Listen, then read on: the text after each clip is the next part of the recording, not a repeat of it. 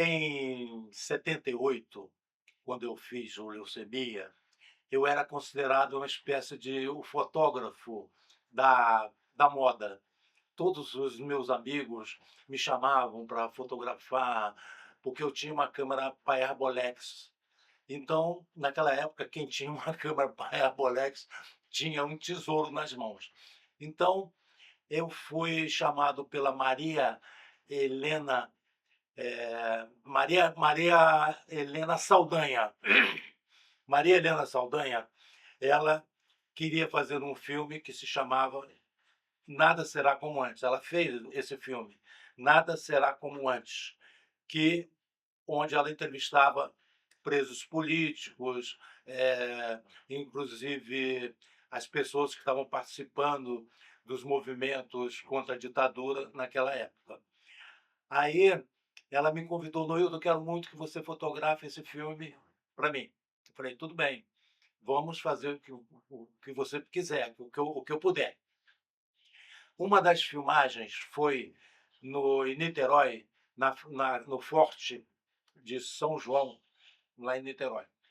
E ela falou assim: "Olha, aqui eu quero muito que você faça um plano mostrando o forte por fora, né, que a gente não vai poder entrar, mas você faça uns planos, de ida e de volta, para poder depois eu colocar falando que ali foram presos muitos amigos nossos, né". Aí eu falei: "Tudo bem". Aí fomos para lá, num fusquinha, eu, ela e o meu assistente, na época, que era o Carlinhos. E ela falou: "Olha, você fica na janela e faz o plano bem devagarzinho, né, ele vai dirigindo bem devagar, e você pega bem a frente do forte para mostrar bem, como era o forte". Aí eu falei: "Tudo bem".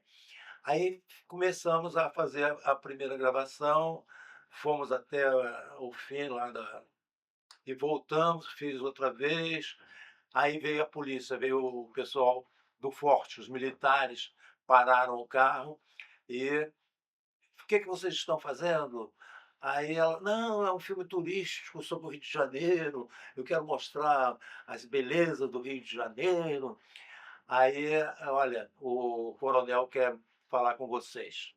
Aí nos levaram para dentro do forte, eu com a minha câmera, né, o assistente também foi junto. Aí chegamos lá, o coronel falou assim: "Olha, eu quero saber o que que vocês gravaram aqui no forte. Então vocês não vão poder sair daqui com esse material que vocês gravaram aqui sem autorização nossa. Então nós temos que eu quero que vocês entreguem para esse material aqui". Eu falei: "Olha, eu não trouxe o saco preto, que é o que faz a troca de filmes, então eu não posso abrir a câmera e te dar, que vai velar o filme todo, vai queimar o filme todo". Aí ele falou assim: "O que que você precisa?". Eu falei: "Olha, preciso de um lugar escuro, uma sala, um quarto". "Ah, tudo bem, nós vamos providenciar". Aí me levaram para uma sala toda escura. Aí o que que eu fiz? Cortei dentro da ninguém está vendo, cortei lá, e a parte de cima que eu tinha filmado, a câmera do Parábola, você bota o filme em cima, ela passa, e a parte de baixo é onde tem o filme que foi filmado. Aí eu cortei a parte de baixo, né, troquei a posição do chassi lá e dei para eles a parte que não tinha sido filmada. Aí me enrolei num saco preto lá e falei: "Olha, onde é que o senhor vai revelar esse material?". "Ah, eu não sei, vamos". Aí eu falei: "Olha, tem um laboratório onde a maior parte desses filmes 16 mm é revelado, é lá em Santa Teresa". Aí eu dei o endereço, tudo, "vocês vão lá, eles revelam, fazem uma cópia, você vai poder ver o que que nós filmamos". "Ah, tudo bem, tudo bem". Aí pegaram nossos endereços, tudo direitinho, e nos liberaram. Meses depois, eu recebo um chamado lá do forte, dizendo que não tinha nada na na película. Aí eu falei: "Como? Não tinha nada na película?" Mas eles ficaram muito, com muita raiva, porque eles foram enganados, né. Eu levei e depois, com o filme pronto, se alguém quisesse contatar, constatar, ali aparece à frente do Forte, né.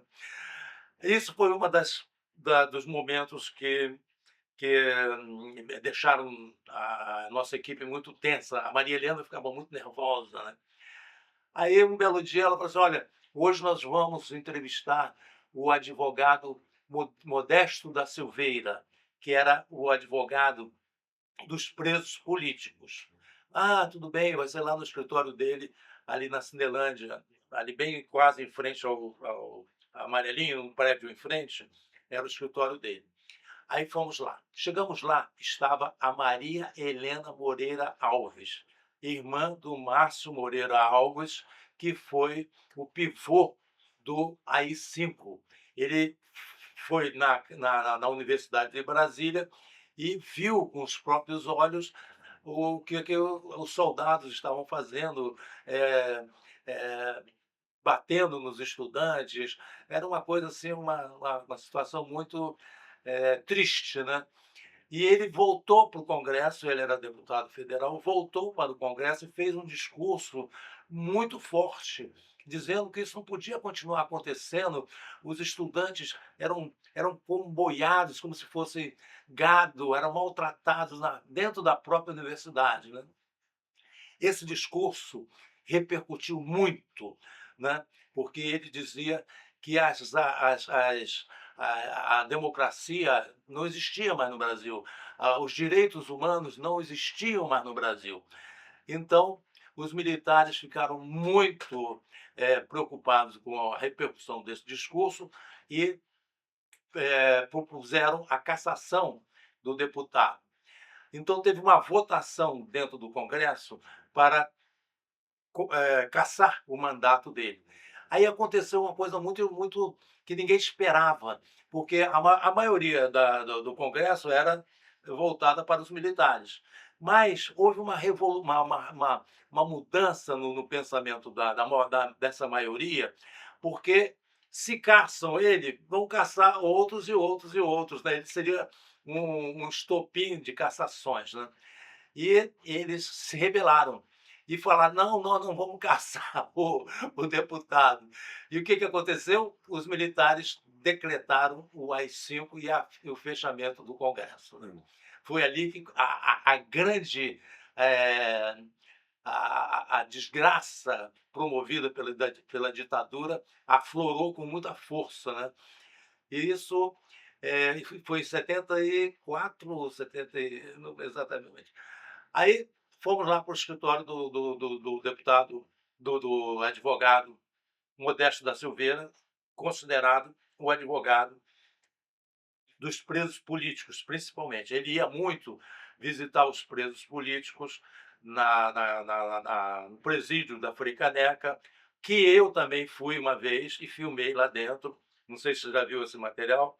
Já viu? Hum. Ah, eu tenho esse material, dentro de um filme chamado A Pão, Água e Açúcar, Pão, a Sal. Então, esse material foi, eu fui convidado pela Patrícia Machado, da PUC, para fazer a exibição desse filme lá, dentro de um seminário sobre filmes feitos na ditadura. Uhum. E isso foi há um ano e pouco atrás. Então, quando foi exibido o filme, as pessoas ficaram muito emocionadas, porque vários dos presos políticos, vários não, 2 ou 3 presos políticos foram participar também dessa exibição lá na PUC. Então, ela preparou muito bem a exibição, o debate depois, gravou depoimentos muito bons comigo e com os presos, né. Então o filme ganhou uma relevância muito grande dentro desse processo. Chegando lá no escritório do doutor Modesto da Silveira, eh a Maria Helena Moreira Alves, eu vou botar bem claro, são 2 Maria Helenas que estão lá. A Maria Helena Moreira Alves, irmã do Márcio Moreira Alves, e a Maria Helena Saldanha, que dirigia o filme. A Maria Helena Saldanha, ela tinha pouca experiência, eu acho que devia talvez ser o primeiro filme dela.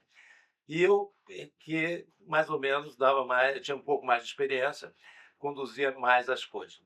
Então, gravei lá o depoimento do doutor Modesto da Silveira, gravei o depoimento da Maria Helena Moreira Alves, e acabou o filme, que a gente levava 2 ou 3 bobinazinhas e acabou. E a conversa continuou. Lá pelas tantas, a Maria Helena Moreira Alves falou o seguinte: eu vou contar para vocês um episódio que aconteceu quando eu fui visitar o meu irmão lá em Portugal.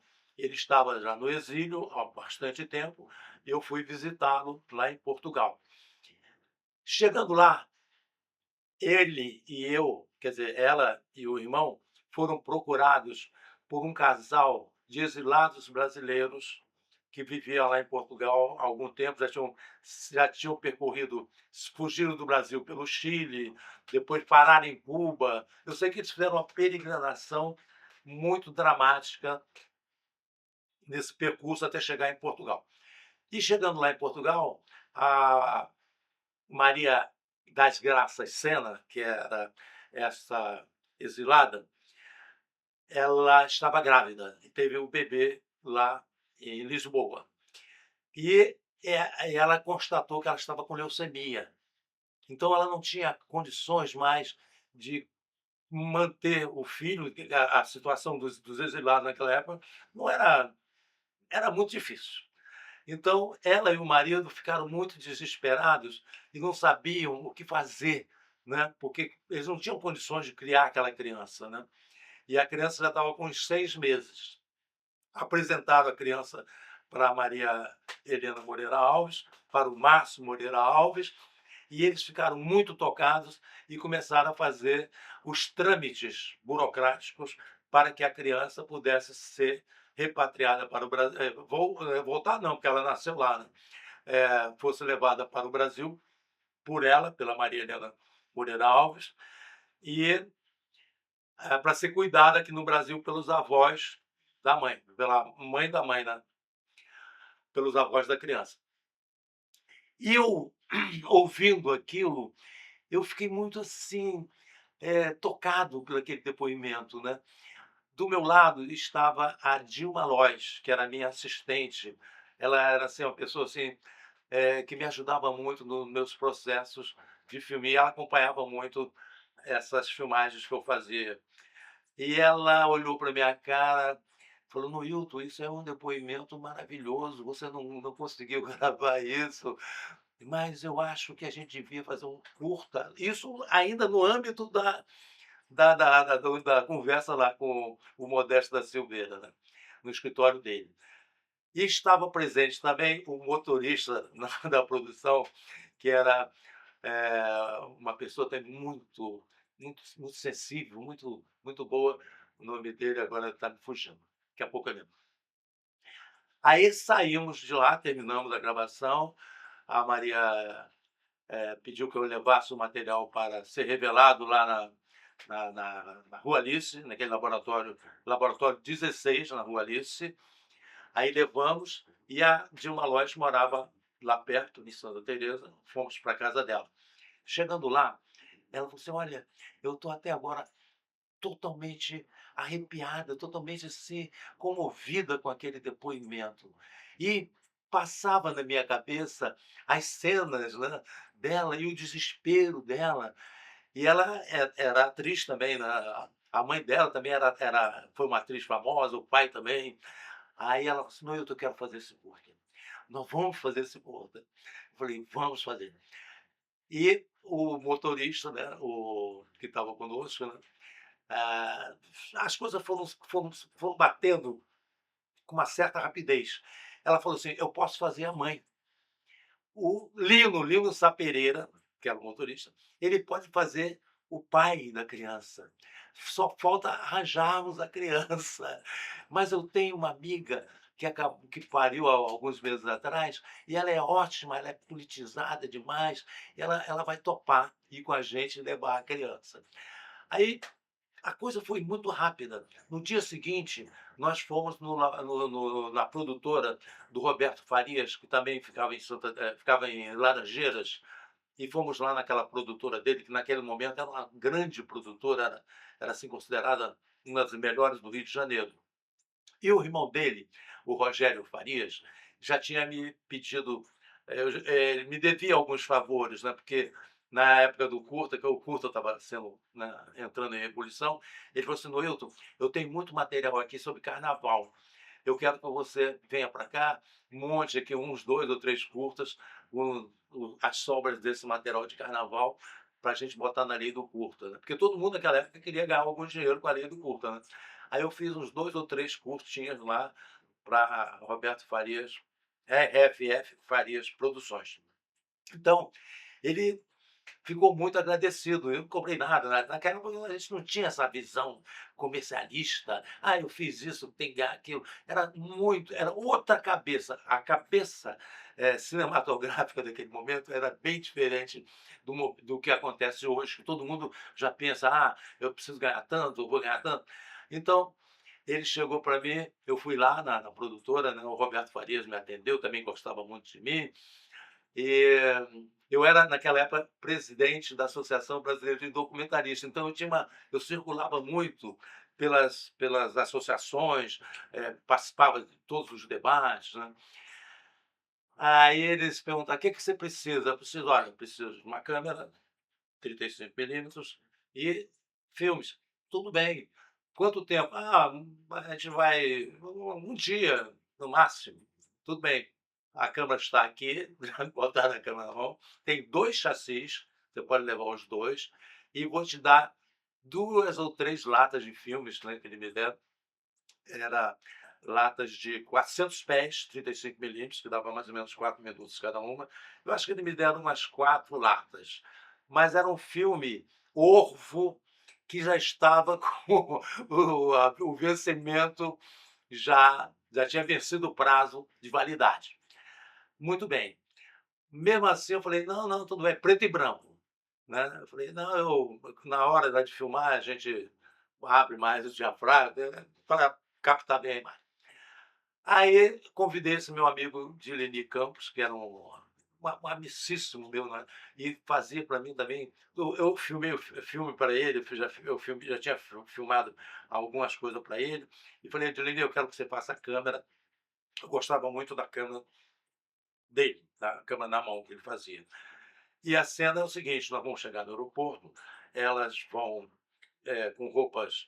O figurino, a Dilma Lois e o Lino Pereira, eles mesmo prepararam como se fosse assim de exilados brasileiros lá em Portugal. E aquilo foi feito na própria semana.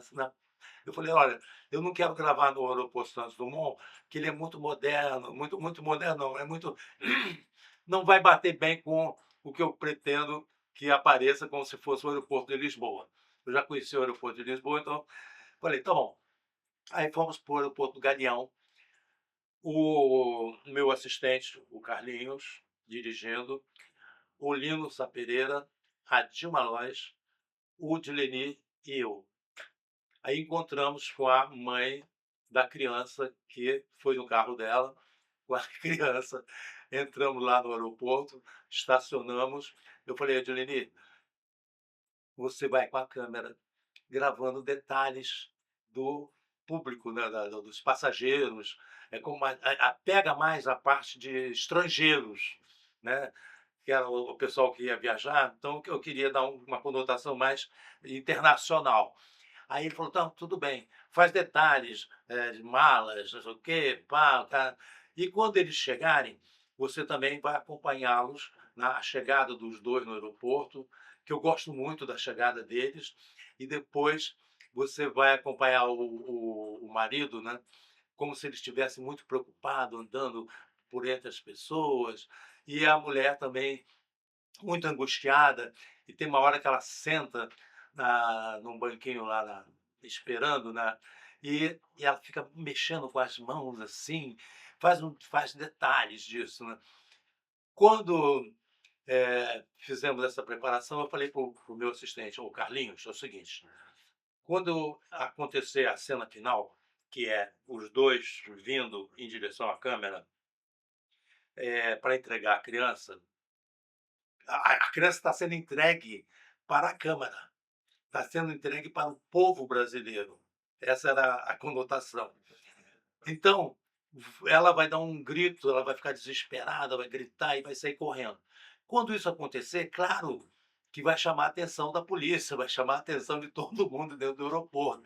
Aí você vai fazer o seguinte: depois que eu falar corta, que eu vou deixar ela correr bastante até o fim lá do corredor, você vai pegar a câmera, vai trocar o chassi que foi filmado, você vai pegar e vai botar um chassi, outro chassi lá dentro, pode até ter um pedaço de filme lá dentro, e vai levar os filmados, a gente gravou uns 2 ou 3 chassis, né, para poder fazer. Você vai embora, nem vai lá para o carro, você vai, se esconde, porque a polícia vai vir em cima da gente e vai querer a mesma coisa que tinha acontecido uma semana antes lá no Forte. Não deu outra. A polícia veio e falou: vocês não têm autorização nenhuma, como é que vocês entram aqui e filmam assim? Está pensando isso aqui é o quê? Isso aqui. Vamos lá para baixo, para o porão. O porão do aeroporto do Galeão, naquela época, era lugar de muita tortura. Muitas pessoas foram torturadas ali naquele porão, naquelas salas lá do porão. E então nós fomos lá muito com medo, né, do que ia acontecer. Chegamos lá, a mesma coisa, o coronel lá chegou e falou: "O que que vocês estão fazendo?" "Ah, é um filme, tentamos inventar uma história, não sei o quê, contamos." E ele ficou muito, assim, eh, assim, com uma raiva de ver que a gente estava fazendo um trabalho que devia ser uma coisa subversiva. Como é que eu faço uma cena de uma mulher correndo dentro do aeroporto, gritando, e aí eu vou dizer para ele: "Ah, não, eu não conseguia explicar direito, nem a Dilma conseguia explicar direito." Aí ele falou assim: "Olha, nós vamos ficar com o filme de vocês." Foi aquela coisa, a intuição que eu tive com o Carlinhos: "Carlinhos, você se mante, troca o chassi e vai embora, vai embora." Aí entregamos para ele o chassi inteiro. Falei: "Meu senhor, isso aqui é um material precioso, eu não posso deixar um chassi com vocês aqui, porque é parte da câmera. Então o senhor faça o favor de a mesma coisa, vamos botar isso num saco preto." Ele tinha uma tá bom. Ah, mas na época eu tinha levado um saco preto, aquele saco preto que você enfia as mãos. Então tá, eu vou tirar do chassi, que ele queria ficar com o chassi. Eu falei: "Não, nós vamos tirar do chassi, vamos botar num papel preto, de filme, e vamos te entregar. Aí o senhor pode mandar revelar." Aí eu falei: "Ah, esse aqui, que é 35 milímetros, o senhor só vai poder revelar na Líder Laboratório, que é lá em Vila Isabel, na 28 de setembro." Aí ele falou: "Também, eu vou mandar revelar." Aí quero ver o que que tem nisso aí. A mesmíssima coisa que tinha acontecido. Por aí você vê que que os militares brasileiros ainda não sabiam como é que funcionava o cinema, não tinha ideia do que era uma produção de cinema. E liberaram a gente. Aí nós fomos embora, mandamos revelar o material, isso tudo assim dentro da própria semana. Aí a líder também foi rápida, revelou, nós fomos para lá, vimos projetado todo o material. Depois nós fomos para a moviola da Cinemateca do Museu de Arte Moderna, que também tudo grátis, não tinha assim custo nenhum. Esse filme eu acho que eu só gastei a gasolina para ir até lá. Aí, quando chegamos lá, vimos o material todo, levamos para a Cinemateca, a montagem também foi muito rápida, muito, assim, pá, pá, pá, pá, pá, pá. Eu me lembro que foi numa noite, praticamente, que a gente deu o corte final, porque estava perto do Festival da Bahia. Eu queria botar o filme no Festival da Bahia, que era em setembro. Então isso devia ter acontecido em agosto, um pouquinho antes, julho, agosto. E eu não sabia como terminar, porque a cena dela correndo, né, era impactante, mas eu ficava assim: "Não, falta alguma coisa". Tá, e na moviola, aquela Steinbeck, né, tem aquele controlezinho, assim, que você fica pá, pá, pá, pá, e isso tem que contar em off. A assistente de montagem, Uhum. que era eu era apaixonado pelas mulheres, assim, então, ela era Maria, linda, linda, linda. Aí ela falou assim: "Puxa, como é que a gente vai terminar esse filme?". Aí eu sei que a gente estava lá se abraçando, encostado na moviola, e ela encostou no controle, e o controle foi fazendo as imagens andarem devagarzinho.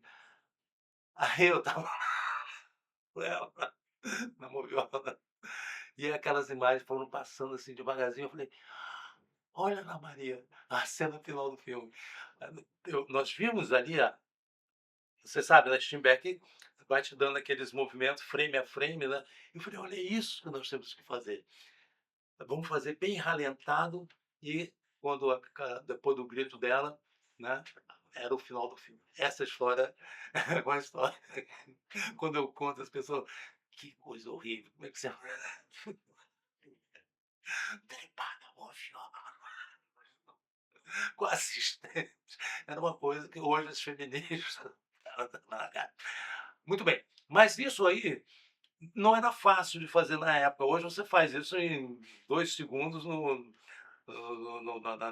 na ilha de edição. Mas naquela época, o que que eu tinha que fazer? Eu tinha que pegar o negativo, marcar o ponto exato da onde eu queria no copião, né, e mostrar lá na lida, olha, quando chegar aqui, eu quero que esses fotogramas daqui para frente sejam multiplicados cada fotograma por 5 para poder dar. E foi o que a Lida era assim uma maravilha. Hum. Mesmo com a falta de equipamentos e todas as coisas eram difíceis, mas eles fizeram perfeito, né, tá lá aquela imagem assim, que vai, que vai, vai, vai. Então, o filme ficou pronto e nós conseguimos ir para o festival da Bahia, ganhamos o prêmio. A sessão lá no festival, como era um filme 35 milímetros, e aliás, o contraste que nós conseguimos na a projeção do filme no festival da Bahia, ela foi de uma força muito grande, porque a qualidade que nós conseguimos de contraste das cenas projetadas em 35 milímetros, elas causaram um impacto muito grande. Eu mesmo fiquei assim muito, né, surpreso, né, com a qualidade daquela projeção e o que ela provocou nos espectadores. Tanto que quando acabou a projeção, várias pessoas falaram: "Já ganhou, já ganhou, já ganhou", como se eu tivesse e o diretor do festival, que era o Guido Araújo, também veio me cumprimentar: "Olha, estou muito emocionado com esse filme". O Sérgio Sanz, não sei se você sabe do Sérgio Sanz, ele também falou assim: "Ô, Noilton, esse aí você acertou em cheio". Então, ganhamos o prêmio. Nesse dia que eu ganhei o prêmio foi entregue pelo filho do Humberto Mauro, Zequinha Mauro. Então era tudo assim um simbolismo muito grande, né. E o Zé Celso Martinez Corrêa estava nessa sessão, ele tinha acabado de voltar do exílio, então já juntava o exílio dele com o exílio do filme, e ele falou assim: "Olha, eu fiquei muito emocionado com o filme também, e estou voltando do exílio com as latas do Rei da Vela, que eu fugi do Brasil levando todas as latas. As latas percorreram vários lugares na Europa e ficaram em situações até muito perigosas, como, por exemplo, teve um momento que eu fui morar em Paris, dentro de um barco, no Sena, e as latas ficaram lá, e eu ficava desesperado, meu Deus, a umidade e tudo deve ter atrapalhado muito a qualidade do material. Então eu estou trazendo tudo isso de volta e quero, depois que eu vi esse filme seu, eu falei, olha, você que vai ter que terminar esse filme, O Rei da Vela. Tudo isso aconteceu assim dentro de um, em pouco tempo, desde o momento que a gente pensou em fazer o filme sendo feito, o filme pronto, o filme na jornada, e o Zé Celso foi convidado para ir na jornada para fazer o espetáculo de encerramento do festival. E lá, depois que eu ganhei o prêmio, ele falou publicamente que tinha me convidado para terminar O Rei da Vela. Só que eu disse para ele: "Ô Zé, eu tenho uma produtora no Rio de Janeiro, que é a Lente Filmes, e não posso abandonar meus amigos lá assim, rapidamente". Eu demorei 1 ano para poder ir para São Paulo assumir o Rei da Vela.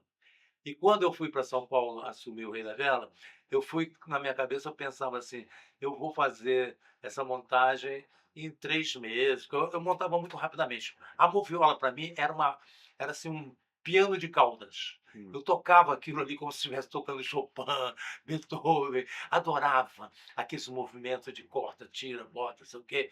Eu fazia isso com uma mestria incrível.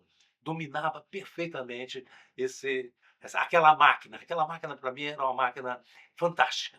Então, ela, eu pensei na minha cabeça, vou montar rapidamente o Rei da Vela, vou para lá em setembro, fico setembro, outubro, novembro, dezembro, e em janeiro já estou de volta para pegar uma praia em Ipanema, no Posto 9. Ledo engano, eu fiquei lá 2 anos direto, e a minha produtora aqui no Rio de Janeiro ficou muito depauperada e acabou falindo, acabou fechando por causa dessa minha ida para o Rei da Vela, que eu não conseguia voltar. Mas voltando ao Leucemia. O Leucemia foi tendo uma vida assim, muito atribulada. Foi proibido pela censura. Antes de ser proibido pela censura, nós ganhamos outro prêmio muito simbólico. Nós ganhamos o prêmio de melhor filme do ano, oferecido pela Federação de Cineclubes. O prêmio foi entregue no cinema Ricamar, aqui em Copacabana, e quem entregou esse prêmio foi simplesmente o Luiz Carlos Prestes. Quando eu conto isso, eu, o, na, aqui na Estação Botafogo, há 1 ano atrás, o Vladimir Carvalho foi homenageado. Então, lá na frente, ele contou que ele foi ele que teve a intuição de convidar o Luiz Carlos Prestes para entregar, que ele tinha ganho como longa-metragem, o melhor longa-metragem do ano. Aí, sabe, bicho? Aí, mano, sai daí, ô bolsonarista. Bolsonarista. Olha só, aí ele falou que ele teve a intuição de convidar o Luiz Carlos Prestes para fazer a entrega do prêmio dele, né? O prêmio dele era para o filme Sansaruê, não me lembro exatamente qual era o filme que ele ganhou, não me lembro qual foi o filme, mas em 78 talvez tenha sido. Aí ele relatou que ele convidou o Luiz Carlos Prestes para fazer a entrega do filme, o filme ia ser exibido, né? Aí ele teve uma surpresa imensa. Antes de passar o filme dele, entrou leucemia. Ele ficou, mas como? Como? Ele só foi saber isso muitos anos depois. Porque o que aconteceu? Eu, como era presidente da Associação Brasileira de Documentaristas e mantinha a minha política de, junto com o filme de longa-metragem, tem sempre que passar um curta. E como o meu filme tinha sido premiado como curta e o dele como longa, eu falei: "Ô, nós temos que passar o curta antes". Mas aí estava aquela confusão lá, o Prestes chegando, não sei o quê. Eu nem consegui falar com o Vladimir sobre isso, mas subi lá na sala de projeção e falei para o meu amigo lá, o que eu conhecia, o projecionista. Falei: "Olha, esse aqui é o curta que vai passar antes". Mas ninguém me falou que ia passar curta antes. Eu tenho que. Aí rebobina lá, entreguei lá, aí ele rebobina, bota lá, cola, né? E botou na frente do filme. Quando passou aqui, o Vladimir falou: "Mas como? Como é que você conseguiu isso no YouTube? Isso é um assalto, você assaltou o cinema". Falei: "Cara, eu tentei falar com você, mas a chegada do Luiz Carlos Prestes não deixou. Mas como a minha política é de um curta antes e um longa depois, eu não podia perder essa chance. E foi incrível, cara, foi uma sessão incrível. Aliás, as sessões do Leucemia naquela época eram emocionantes, porque havia aquela ebulição dos presos políticos, aquelas manifestações todas. Uma delas foi na ABI, no Cineclube Macunaíma. Lá, não sei se você conhece a ABI aqui no Rio, e tem um auditório imenso e completamente lotado, que depois ia ter um debate sobre anistia e tudo, e o filme era perfeito para alimentar aquele debate. Então, foram sessões magníficas. Nós fizemos sessão na PUC também, clandestina, né? Chegar lá com o projetor 16 mm, projetar, estender o lençol lá nos pilotis da PUC, projetar o filme e depois sair correndo, porque vinha a segurança lá da PUC, e a gente tinha que sumir. Aí a gente tinha muito medo deles apreenderem o projetor, porque era a grande força nossa, era justamente isso, fazer projeções. Fizemos em vários sindicatos, então o filme teve uma repercussão muito boa, até ser proibido. E quando ele foi proibido, eu fui algumas vezes a Brasília para tentar a liberação dele. Numa delas, o Pompeu, um senador da República, que era também assim uma espécie de um guru dos direitos humanos. Ele falou assim, cara, eu vi o teu filme, esse filme, como é que proibiram o teu filme? Aliás, achei que o teu filme deveria ter cenas. O filme é até muito pobre, falou exatamente. O filme é até muito pobre, porque deveria ter cenas do deputado falando, cenas dos presos lá na universidade, os estudantes sendo comboiados, né, pela polícia. Assim. E não tem. É um filme que é uma narrativa que eu fico assim, aquele pessoal dentro do aeroporto e aquela mulher, né? Mas foi uma força muito grande que esse filme causou e ajudou muito no processo de anistia no Brasil. Ele foi muito usado pelo movimento de anistia no Brasil. Aí eu fui para São Paulo, né, terminar o Rei da Vela, estou lá em São Paulo. O filme também foi exibido em vários lugares lá em São Paulo, na PUC de São Paulo, em vários lugares lá. E aconteceu um fato incrível. Eu estava filmando na Praça da Sé, uma manifestação, e a polícia veio, começou a jogar bomba de gás, aquela confusão toda, gente correndo para lá, gente correndo para cá. Aí eu já estava chorando, com a máquina na mão, sem se poder filmar nada, né? E fui me esconder atrás de umas estátuas que ainda tem lá na Praça da Sé. Aí eu estou lá ali, ainda chorando pelos galhos, e veio uma mulher com uma criança. Eu fiquei assim, a mulher se jogou assim e ficou. Nós ficamos muito apertados, né? Eu, ela e a criança. A criança devia ter uns 4, 5, 6 anos, não me lembro muito bem. Por aí. Não, um pouco menos, uns 4 anos.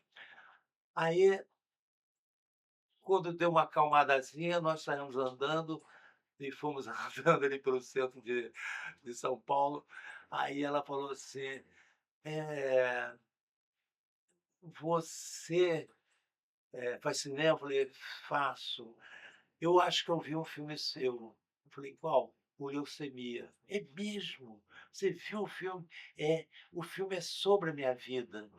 Eu falei: Não acredito, você é Maria Sena, Maria das Graças Sena. Sou eu mesmo. E esse aqui é o filho que foi entregue para o Brasil naquela época, era um garoto que entregue. Eu fiquei assim, não acreditava, sabe? Parece até filme de Hollywood, né? Você tendo aquele diálogo com aquela mulher ali no meio daquela confusão toda, foi assim, precioso, né?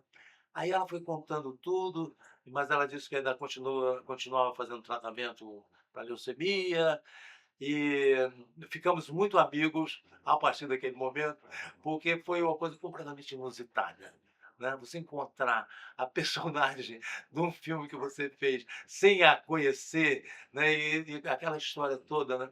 Ela ficou assim. Eu quero manter essa relação com você. Aí ela voltou para o Rio, eu fiquei em São Paulo. Né? Eu sei que mantivemos até há pouco tempo atrás, que ela morreu há pouco tempo atrás, né, esse contato permanente com ela. Fizemos alguns trabalhos juntos, ela fez trabalhos muito bons, ela trabalhou muito com a Tezuka Yamazaki, ela virou uma produtora cinematográfica, muito forte, ela trabalhou no Ministério da Cultura. Aliás, quem assina o certificado, de liberação do filme, que eu fiz sobre Euclides da Cunha, foi ela que deu a assinatura final para esse certificado. Então, a nossa relação foi muito assim, bonita, né? Uma coisa assim, que ela foi ficando muito. Cada vez que as pessoas viam o filme e falavam com ela me agradecia muito por eu ter eternizado aquele momento, né? Foi uma coisa muito forte. Então, o Leucemia foi ganhando espaço até que veio a lei do curta, e na lei do curta você entregava um filme pronto na Embrafilme e recebia dinheiro daquele curta, e você poderia fazer outro filme, né? Era uma coisa assim mecânica para dar continuidade à produção de cinema no Brasil, principalmente de curta. Aí eu cheguei e fiquei pensando, cara, eu não tenho nenhum filme para botar na lei do curta. Eu que sou o presidente da associação, que lutou muito por essa lei do curta, não vou ter nenhum filme para botar. Aí me deu aquele estalo, eu vou colocar o Leucemia, mas o Leucemia estava proibido, não poderia entrar. Aí eu fiz essa manobra de transformar o Leucemia no Ani. O que eu fiz? Eu peguei a imagem do Leucemia sem mexer nessa imagem, né? E fiz um contozinho sobre uma relação de amor que eu tive com uma francesa na época, que ela sempre me chamava de Annie, e eu sempre chamava ela de Annie, então botamos o nome do filme de Annie, e esse filme entrou na lei do curta, viajou pelo Brasil inteiro, né, passando tudo quanto é o campo do Brasil, e sempre com esse título, Ani. As pessoas ficavam meio, mas isso aí não é o leucemia. Eu falei, era, né? Então foi a minha chance de ter botado logo um filme na linha do curso. Depois botei mais alguns. Botei o Judas das Vero, que é um filme que eu fiz, que foi com conta na Amazônia. Botei um outro também que eu gosto muito, que é o Leila Fox, sobre uma professora. Né? Então fui botando esses filmes lá na lei do curso. Então, a história do Leucemia está mais ou menos reduzida nesse relato que eu estou fazendo para você, e com essa expectativa, né, dele ser restaurado agora e ganhar uma visibilidade muito grande, que eu espero que aconteça. Fala rapidamente sobre o som, como o som mudou entre Annie e Luciano, porque tem essa diferença. É, então, quando o William me propôs a restauração do Leucemia, nós fomos lá no CTAV e encontramos os originais do Ani. Aí tinha esse problema, né? Como é que a gente vai agora salvar, né, o Leucemia? Só podendo. Aí eu peguei também lá no CTAV uma fita do Leucemia, uma fita beta. Aí eu falei para ele, ô William, o que nós podemos fazer é isso, é usar a imagem do Ani, que ela está igualzinha à imagem do Leucemia, e o som é que tem as mudanças, né? Mas aí nós temos que pegar o som original do Leucemia e fazer essa maquiagem, né? Essa restauração, que eu acho que vai dar perfeito. Tem um problema de alguns letreiros de crédito, não sei o quê, mas eu acho que vai ser possível a gente fazer essa, essa volta ao passado, fazer um retorno desse material. Certo, eu vou parar então.